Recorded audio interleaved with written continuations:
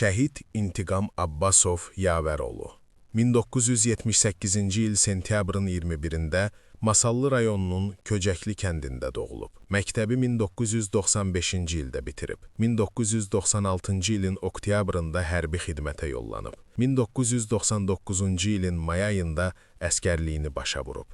Həkim olmaq planları alınmayan İntiqam, peşəkar hərbçi olmaq qərarına gəlib. Bundan sonra o, hərbi təhsil almağa başlayıb. Həm sağlamlığı, həm də işi ilə əlaqədar idmanla məşğul olardı.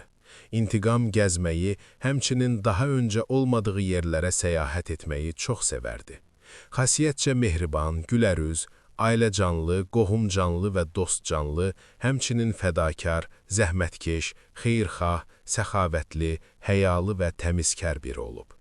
Yalnız xoş xatirələrlə yaddaşlarda qalan İntiqam həmişə qorxmazlıq, şücaət və cəsarəti ilə seçilən biri olub. Uşaqlıq illərindən namaz qılan və oruç tutan olub. Dininə olduqca bağlı biri olan İntiqam hər bir işinə Allahın adı ilə başlayar. Hər bir yerdə İslam, Quran və Əhl-i-Beyt barəsində danışar. İmamların adından ehsanlar verərdi. Məhərrəm ayında İmam Hüseyin əzadarlıqlarında iştirak edərdi. O tez-tez Quran, xüsusilə də Yasin surəsini oxuyardı. Halal-haram, məhrəm-naməhrəm, namazın vaxtında qılınması məsələlərində olduqca həssas idi. Peyğəmbər nəslindən olan seyidlərə məxsusi ehtiramı var idi. Ən böyük arzusu şəhidlik məqamına nail olmaq idi.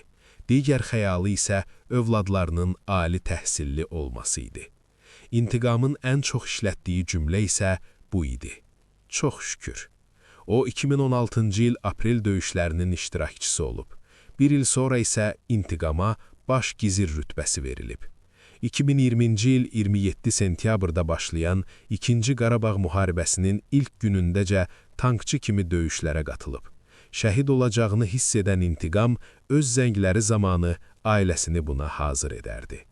29 sentyabrda sübh namazından sonra Füzuli istiqamətində döyüş tapşırığını yerinə yetirərkən düşmən gülləsinə tuş gələrək şəhadət zirvəsinə ucalıb.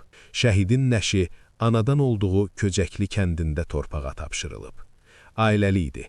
Əli və Xədicə adlı iki övladı özündən sonra yadigar qalıb.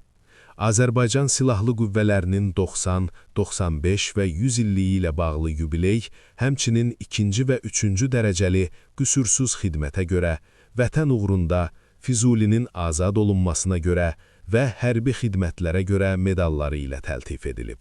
Ruhu şad olsun.